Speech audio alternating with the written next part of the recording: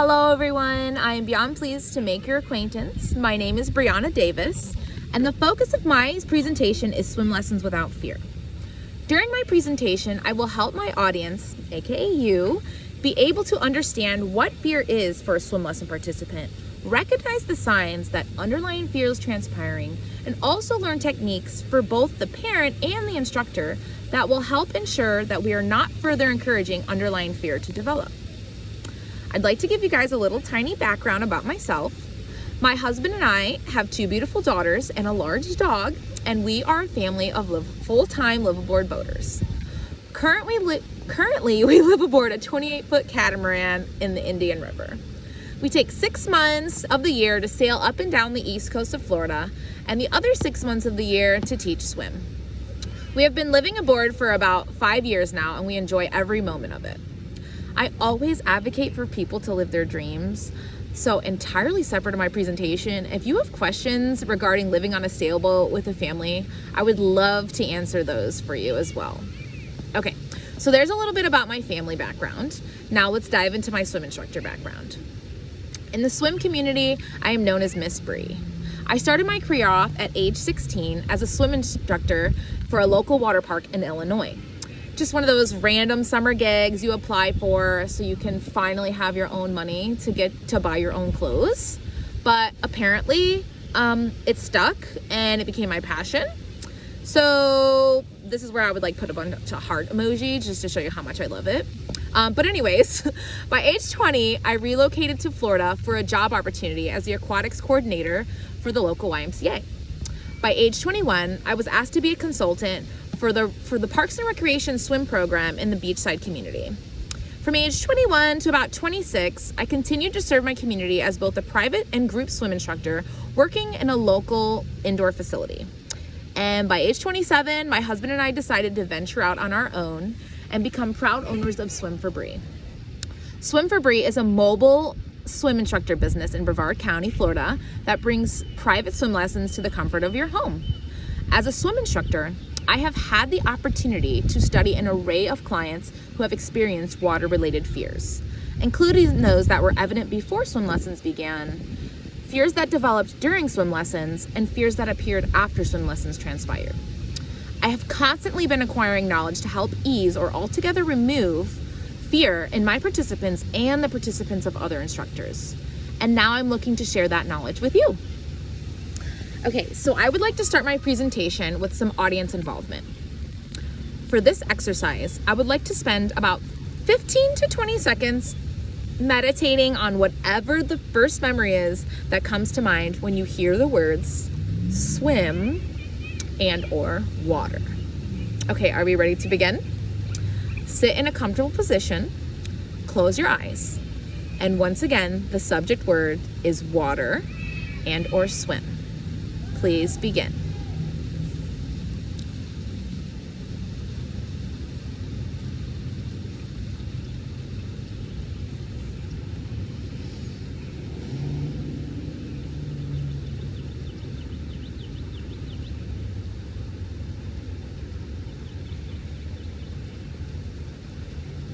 Okay, time's up. Chances are, when you allowed your mind to travel, it went to one of two places. Place A, when swim or water came to mind, a very positive feeling came over you, as well as an enjoyable memory attached. Or you traveled to place B. When swim or water came to mind, a very negative feeling came over you, along with a negative experience attached.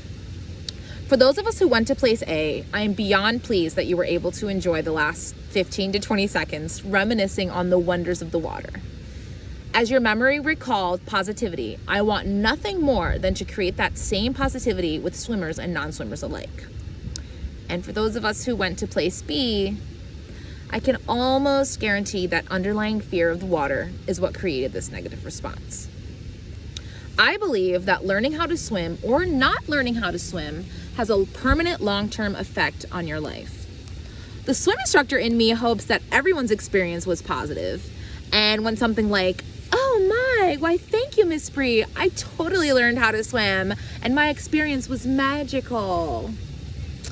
But the human in me ultimately knows that is not the reality we live in. For instance, according to the American Red Cross, while 80% of Americans said they could swim, only 56% of them can actually perform all 5 basic skills needed to swim safely. These skills included the following. Number 1, treading water for 1 minute straight. Obviously, most of you know what treading is. For those of you who don't, it's swimming in a vertical position without moving forward, backward, or anywhere else, but keeping your head above water. Number 2, jumping into deep water and coming up for air. That means obviously water deeper than your height, so you cannot touch the bottom to come up for air. Number 3, getting out of a pool without a ladder. Self-explanatory. Number 4, spinning around in the water and then finding a way out, which essentially means like getting disoriented in the water and reorienting yourself and finding your way out. And last but not least, number 5, swimming 1 pool length, 25 yards, without stopping or losing your breath or touching the ground or getting distracted. So that alone was something for me to ponder. When I read that finding, I immediately started thinking about all of the adults I had watched swimming and scanning them on whether or not I believed they would pass the quote-unquote safety swim test. Another moment that forced me to stop and ponder on this whole idea of fear in swim lessons was a conversation I was having a while back with one of my clientele, a grandmother of 2 children. Lessons had already begun, so we were getting acquainted, and during one of our conversations, she stated, "I am so glad my grandchildren are learning how to swim. I did not want them to end up like me, being afraid of the water." And after speaking with her further, I got the whole lowdown to her personal situation. The idea that this woman could remember the exact day she began her fear of the water intrigued me. And what intrigued me even more during this conversation was that it happened during her childhood swim lessons. Her experience had made such an impact on her that her memory has held onto it so strongly for all of these years. I mean, didn't she see all those awesome movies with the fun summer pool parties? Hasn't she heard about how water aerobic exercise is good for joints? And why did she say end up like it was the season finale of our favorite show? I just had to know more. Specifically, I wanted to know why this woman could not allow herself the opportunity to learn a life-saving skill and why she had gone so long without even the slightest interest in learning. I mean, she's not a child anymore. So to understand the basis for her lifelong decision, I began to study more in depth the who, what, when, where, why, and how of her situation, beginning with the what. I researched the general definition of fear. The Merriam-Webster dictionary states 4 definitions. Number 1, fear is an unpleasant and often strong emotion caused by anticipation or awareness of danger. Number 2, fear is an anxious concern. Number 3, fear is a profound reverence and awe, especially toward God. And number 4, fear is a reason for alarm. And to break it down to an even more specific version, I'll reference the Encyclopedia of Children's Health, which states that fear is an intense aversion to or apprehension of a person, place, activity, event, or object that causes emotional distress and often avoidance behavior. This grandmother identified that she had exactly that, fear. She averted water, was apprehensive of water, and altogether found a way to avoid it during the entirety of her life. And what I was noticing was that many of my much younger clients were experiencing the same aversion. So much so that even bath time was a struggle for some.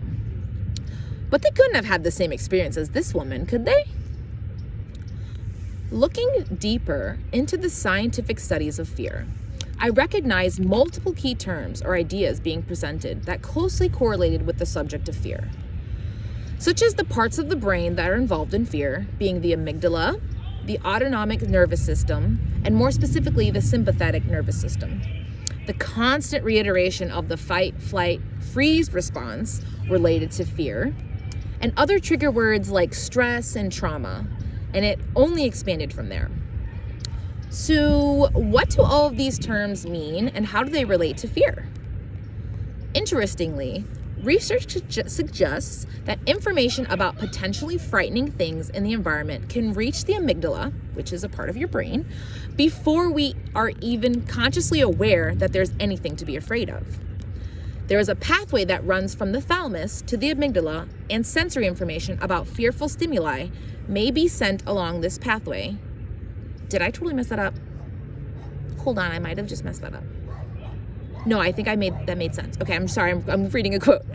And sensory information about fearful stimuli may be sent along this pathway to the amygdala before it is consciously processed by the cerebral cortex. This allows for the initiation of a fear reaction before we even have time to think about what it is that's so frightening. Okay, so that alone, reading that quote, made me think, okay, wait, so you're telling me that before I even think consciously that something is scary or that I'm feeling fear, my brain can look at a situation, decide that it's fearful kind of on its own, so to speak, and then my body will just go into this automatic reaction before I can consciously think about it. That's very interesting. As stated, along with this study, when we are exposed to a fearful stimulus, information about that stimulus is immediately sent to the amygdala, which can then send signals to areas of the brain like the hypothalamus to trigger a fight or flight response. Example, increased heart rate and respiration to prepare for action. The hypothalamus sends the signal to the autonomic nervous system, which is the control system in the body that acts largely unconsciously and regulates bodily functions such as heart rate, digestion, respiratory rate, pulmonary response, and urination. The autonomic nervous system can be divided into two parts. The autonomic nervous system can be divided into two parts, the sympathetic and the parasympathetic system, okay? Sympathetic activation prepares us for fight or flight, while parasympathetic activation is associated with normal functioning under relaxed conditions. I'm sorry, I'm getting so over. Every time I look at like quotes and things, I'm like, I get overwhelmed, even though I wrote this and read this 100 million times. So definitely bear with me, and I appreciate you being awesome. Okay, so ultimately what that says is that you get this information, it goes into your brain, goes to the amygdala sends the information to the hypothalamus sends that information to the autonomic nervous system, and specifically that of that system, there's two different parts, the sympathetic and the parasympathetic. So the hypothalamus sends the information to the sympathetic nervous system, and that is what causes your body to automatically react, which is like heart rate, you know how you get the heavy breathing, the heart rate, the muscle tension, things like that. So that's kind of where we're at right now. The fight, flight, or freeze response is the automatic physiological reaction to an event that is perceived as stressful or frightening. So the fight, flight, or freeze response is just the name for this automatic reaction to, obviously, like I said, something that is stressful or frightening. So what does it look like? Okay, so while it depends on the stage in which the participant is experiencing after the exposure of the fearful stimuli. So obviously it means, are they in the fight mode, the flight mode, or the freeze mode, okay? So for instance, if someone is experiencing the fight response to this fearful or stressful stimuli, you will see signs like crying, hands in the fists, which is like a desire to punch. You start to feel like flexed, tight jaw, grinding teeth, or a snarl. You know, that like fight in the eyes look, glaring, fight in the voice where they start to get aggressive. You can kind of like sense this within children or people in general. The desire to stomp, kick, smash with legs, feet. You'll sense feelings of anger or rage, a knotted stomach, nausea, burning stomach. And it kind of is related to metaphors with like bombs, volcanoes erupting, like just that like explosive energy. Okay, that is it. That is what you will notice if someone is experiencing the fight response. Now, if someone is experiencing the flight response, you will see things like restless legs, so they just kind of like feel like they gotta get away, feet, numbness in the legs, anxiety, shallow breathing, big darting eyes, left or foot or leg, not left, leg or foot movement, reported or observed by other people, fidgetiness, restlessness, feeling trapped, tense, a sense of running in life from one activity to the next, or excessive energy. not energy, exercise. Okay, so those are if they're experiencing the flight response. And if they're experiencing the freeze response, you'll see things like feeling stuck in some part of the body, feeling cold, frozen, numb, pale skin, sense of stiffness or heaviness, holding breath or restricted breathing, sense of dread, which could be heart pounding, or a decreased heart rate, which can sometimes increase, and then orientation to the threat. So obviously that means like not moving. Okay, so wait. A child's mind deems something as fearful, and all of a sudden, all of this extra begins to happen in their body. Like automatically? Yes. Yes. And this does not just happen to children. This happens to adults still the same.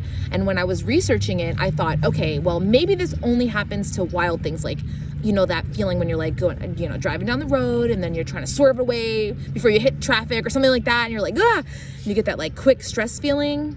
Maybe it only happens then. But the answer to that is no, it doesn't only happen then. To a child, any kind of situation, even minor, can feel just as fearful as for us, like something severe like that.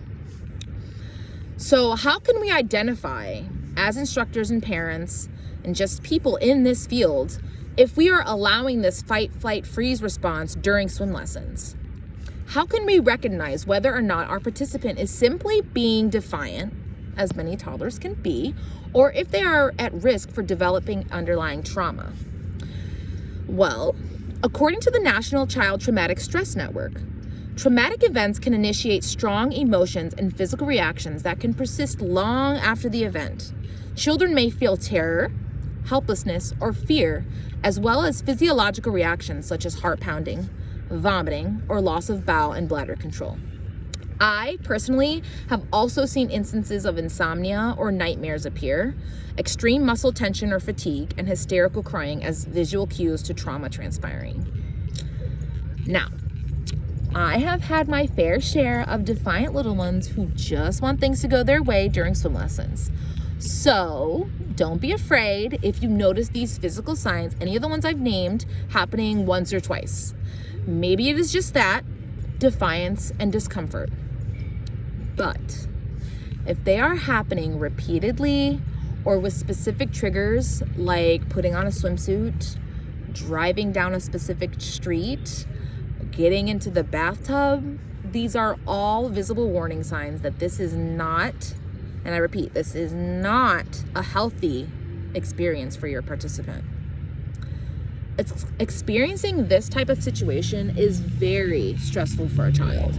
And according to the Mental Health Foundation, stress can be defined as the degree to which you feel overwhelmed or unable to cope as a result to pressures that are unmanageable. And believe it or not, those stress hormones are the same ones that trigger your body's fight, flight, or freeze response. So if we as adults get overwhelmed by daily stressors, we can almost guarantee that children get just as overwhelmed.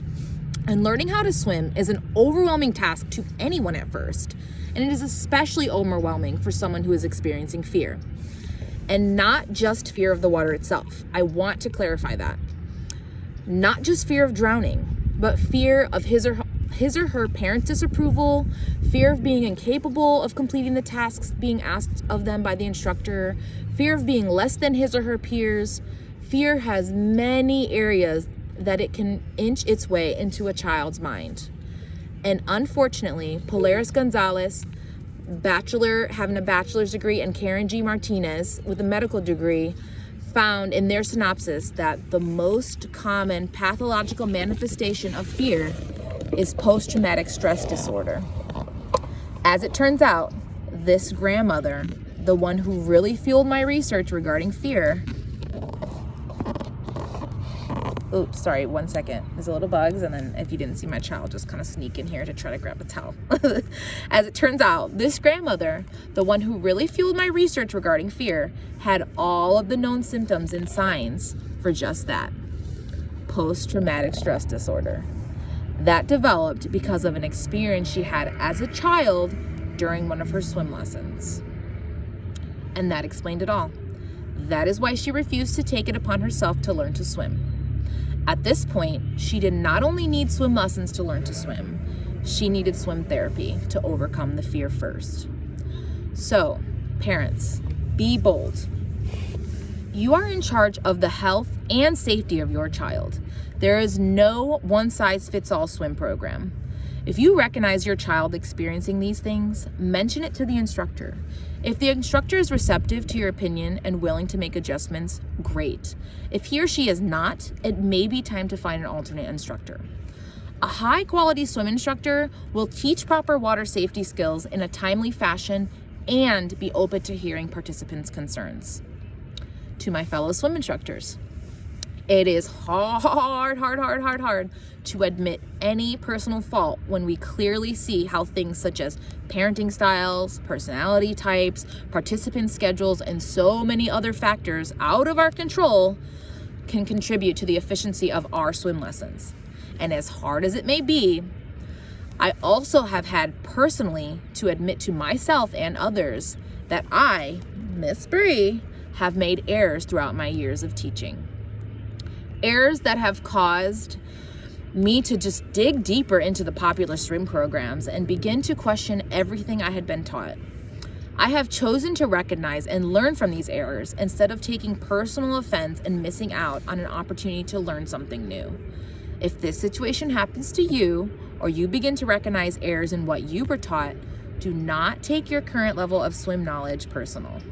When a parent approaches you regarding a concern, hear them out. Their child is the one requiring a change.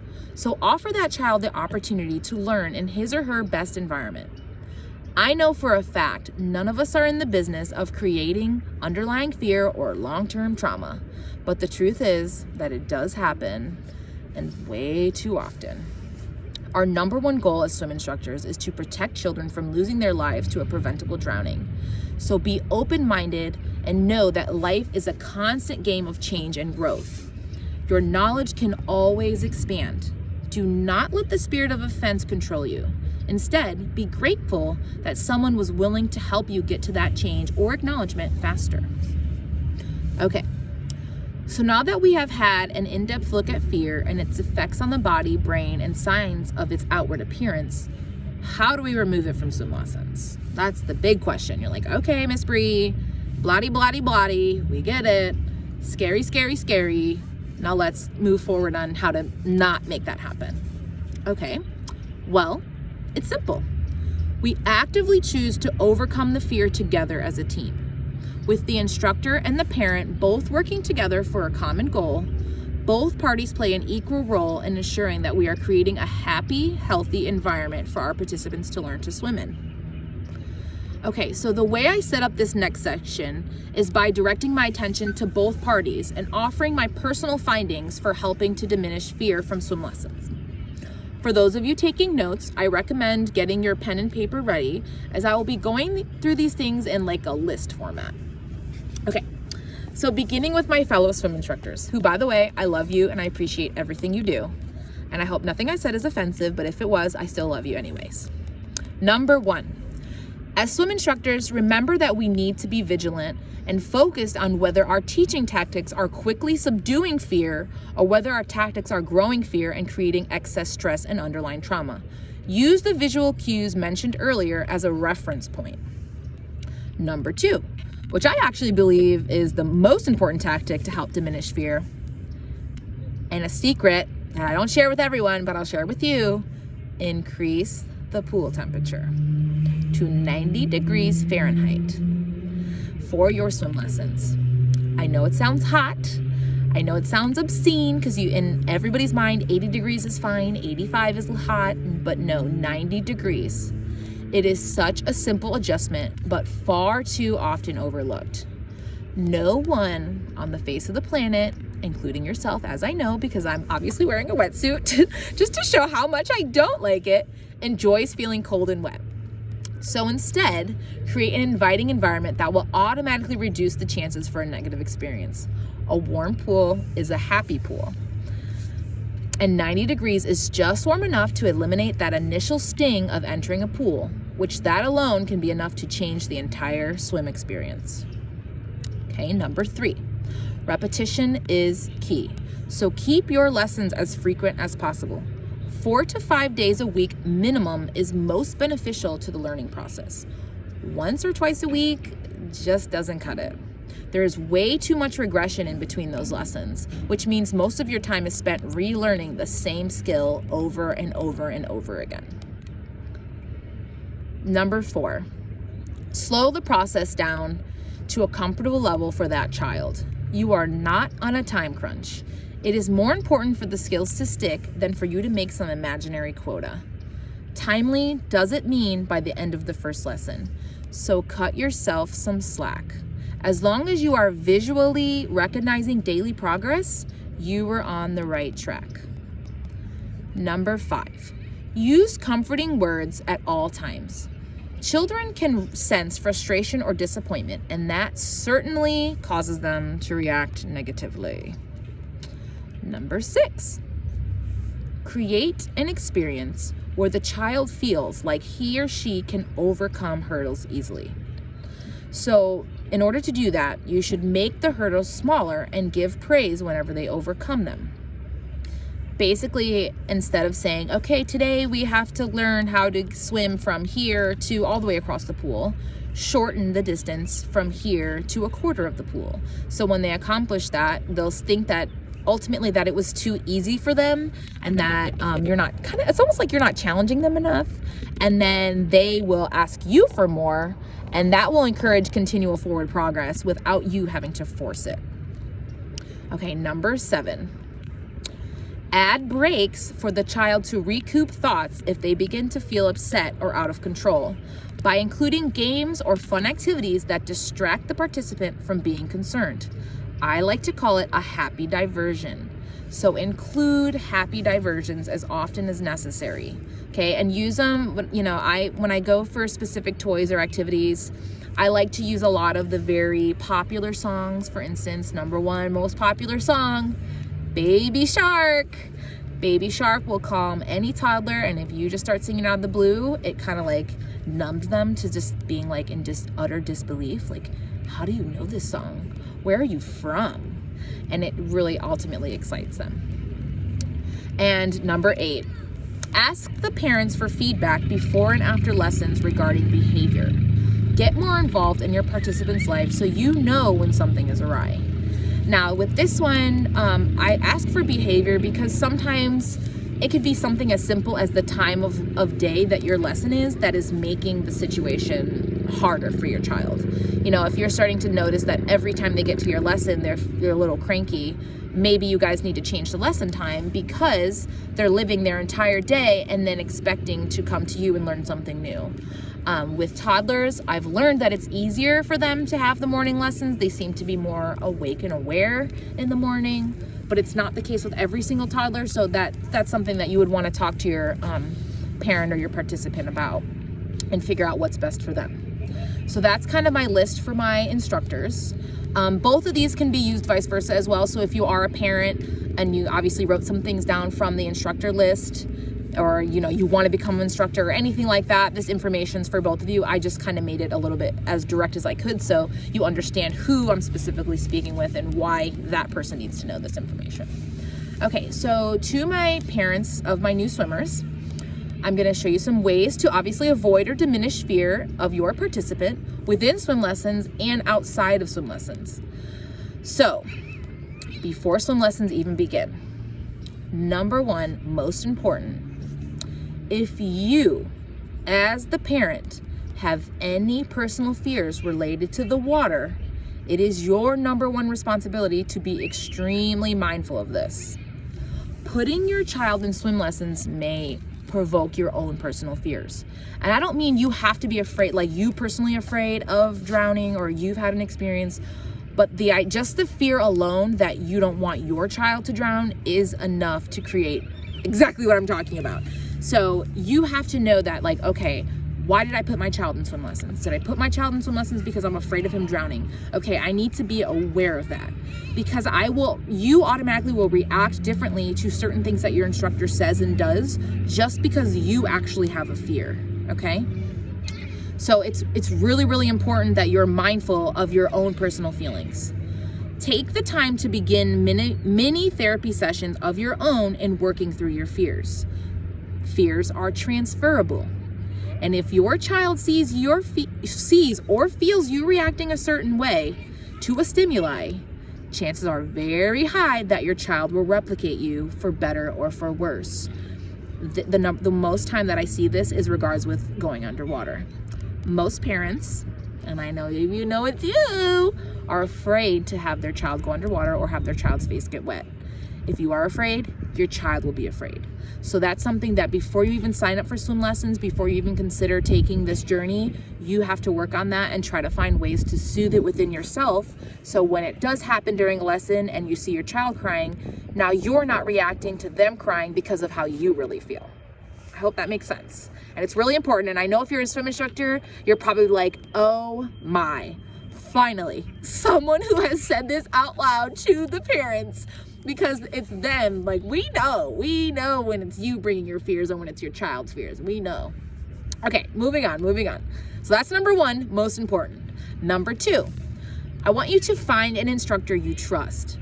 We are professionals in our field, but that does not mean that we will automatically connect with you on a personal level. This process requires teamwork.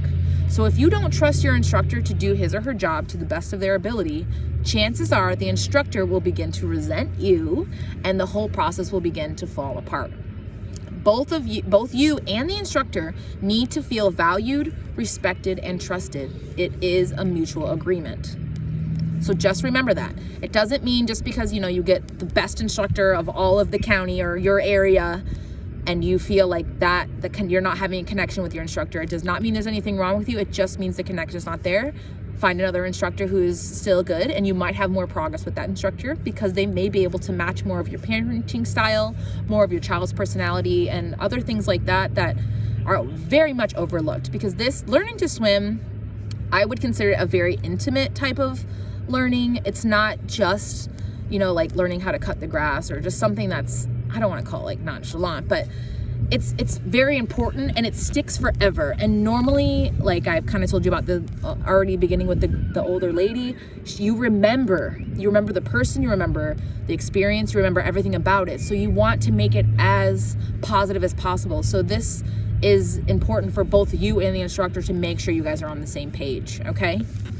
So enough with that. Number 3, please begin, which I kind of went into this a tiny bit, to allow water to get on your child's face.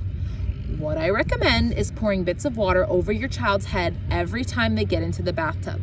No soaps involved, just clean, clear water. You can start this process as early as 6 months, even younger if you're comfortable, but 6 months is kind of my personal recommended age. The more comfortable your child is with having his or her face wet, the easier the entire swim process will be. And as always, repetition is key. Make it a daily experience. This also means, yes, I'm talking to you, no more wiping your child's face with a dry towel after it does get wet. And it totally looks like it's gonna rain. I did not even notice that, how dark it looks outside. Hopefully it doesn't rain. Excuse me, Pari, how little issues there. Okay, and yes, and if you say, how did I know? Well, I've been doing this for a long time, and I definitely know when your child is one of those children who needs an extra towel to come with them at all times to the bathtub, to the pool, to anywhere where water may be. Instead, try teaching your child to wipe his or her own eyes with their own hands. It works just as well. They can do it over and over again. It leaves a tiny bit of water, but eventually it will clear all the water out. And it doesn't require any outside source for comfort because they'll begin to use that towel as like a security blanket, and you don't need any extra security blankets to battle with when you start the swim lesson process. Okay, that's really, really important. Let your child's face get wet. Let your child get wet. Obviously, if there's a situation where your child's face gets wet and there's a little coughing, stay calm. Allow them to cough the water out because you want them to learn that reaction as well. Because the chances of them getting water in the mouth are very high. The chances of an adult getting water in their mouth are very high, and they need to know how to expel the water properly. So you don't panic, you don't start banging on the baby's back. If they just get a little tiny drip of water in their mouth or things like that, just relax. Watch as they clear and go back to normal breathing. Obviously, if it was to escalate, and there was any sort of CPR or anything needed, then you would intervene. Other than that, just make sure you are staying calm and not letting your fear get in the way, or your fear adjust how you solve the problem, okay? Super important, my parents. I believe in you. You guys got this. Okay, I believe I'm on number 4. Yes, number 4. Involve your child with the swim lesson process by letting them pick out a special towel, a new bathing suit, or a cute swim bag just for their swim lessons. It helps children feel in control, as we as parents know that our children would prefer to run the whole show if we allowed them to. So giving them power where we can helps to create a positive experience. Okay, so this is all during or before swim lessons. Now we're going to during swim lessons. Number 5. Allow your child to bring one toy from home that can get wet as a show and tell item for your new instructor. This ice-breaking experience helps to ease a child's anxiety of meeting a new stranger. And after the first lesson, sometimes I allow the child to continue bringing his or her special waterproof toy to tag along to swim class so their toy can learn how to swim too. And of course, assuming it wasn't a huge distraction. Now, your instructor would let you know if like, hey, little Tommy would not let go of his little floaty bear, so we can't bring little floaty bear to swim class anymore. We're gonna have to find something else. Obviously, then I would not allow it. But kids get really excited when you're saying, okay, now watch what little tiny bear can do. He's blowing bubbles and you're blowing bubbles, and they just love that. So use that to your advantage, okay, parents? And I guess that could be for instructors as well. Number 6, figure out whether you need to be in sight or out of sight during your child's swim lessons. Automatically, I will tell you, if your child has a strong attachment to you, it will be best for you to be out of sight, as you will become a distraction as opposed to an asset to your child's learning. Now, out of sight does not mean that you cannot see your child. It means that your child cannot see you. So sometimes it is as simple as going in the house and watching swim class through the kitchen window. Side note, pay attention to which parent the child seems to learn best around. Sometimes the child learns best when daddy brings him or her to lessons, and sometimes it's mommy. Ask your instructor if they have noticed a difference. And do not take offense if you have, if that specific parent is not you.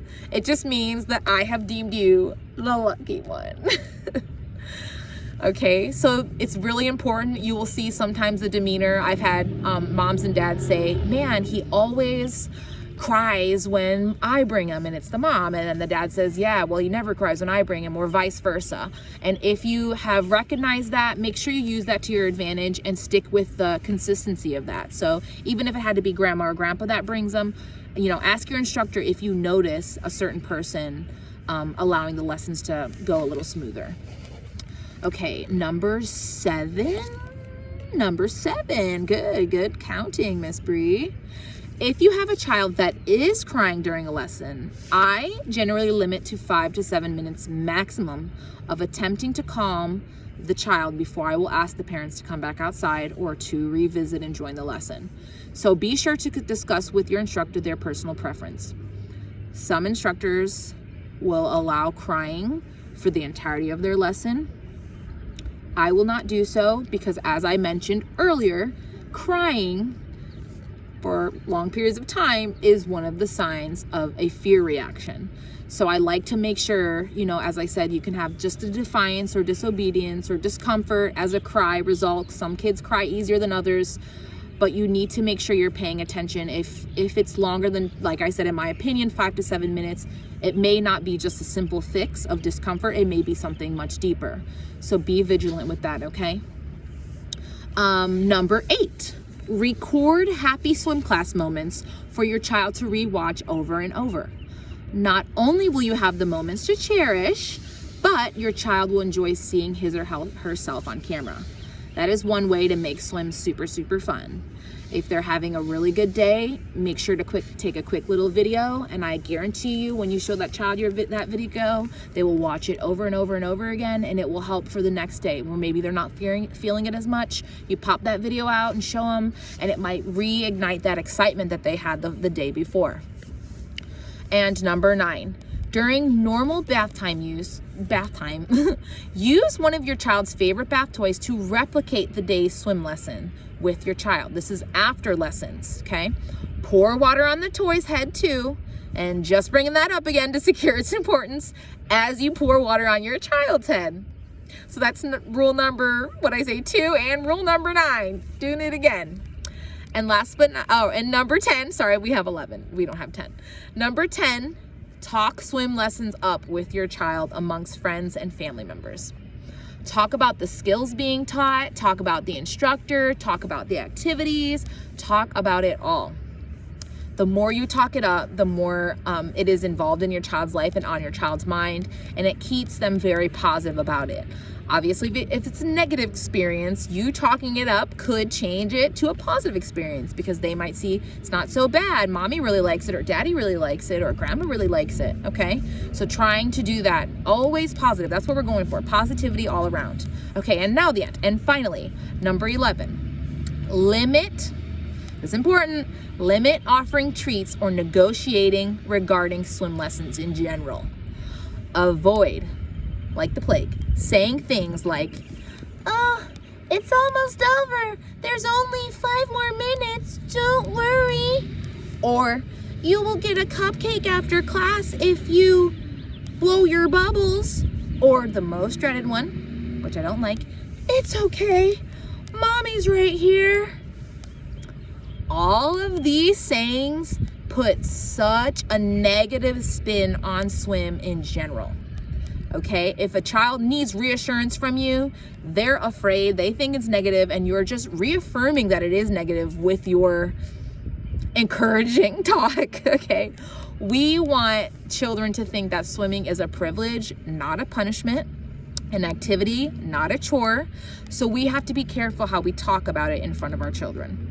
Learning to swim is such an amazing experience with so much more reward than strife. So be sure that your personal mindset matches, okay? I personally offer a YouTube series called Miss Bree's Love to Swim series that further explains the learn to swim process in an easy at-home setting and elaborates more on the specific practice techniques used to enhance your child's swim experience. So feel free to contact me for more details regarding that. Like I said, it's Miss Bree's Love to Swim series on YouTube. But in conclusion, it is evidenced that fears are not solely equated to experiences such as car accidents, physical or psychological abuse, or extreme neglect. Through a child's eyes, the world carries much more unknowns than knowns. So we need to be sensitive to that level of understanding. It is important for us fellow National Drowning Prevention allies to understand that our cause to prevent drowning is key, but not at the stake of a child's mental or physical state of mind. Those negative impacts will last just as long as the skills we are attempting to teach them. As Bessel A. Vanderkolk wrote in his book, The Body Keeps the Score, traumatic experiences do leave traces, whether on a large scale, on our histories and cultures, or close to home on our families, with dark secrets being imperceptibly passed down through generations. They also leave traces on our minds and emotions, on our capacity for joy and intimacy, and even on our biology and immune systems. The water is not dangerous for a well-equipped swimmer. It is dangerous for a non-swimmer. So let's expand our reach to those non-swimmers and remove fear from our repertoire of side effects. The only side effects we should be allowing are self-pride, confidence, personal water safety, and an enjoyable memory for years to come. Thank you for your continued support of the National Drowning Prevention Association and all of its allies. God bless every one of us, and as always, swim for Bree, swim your best. Thank you.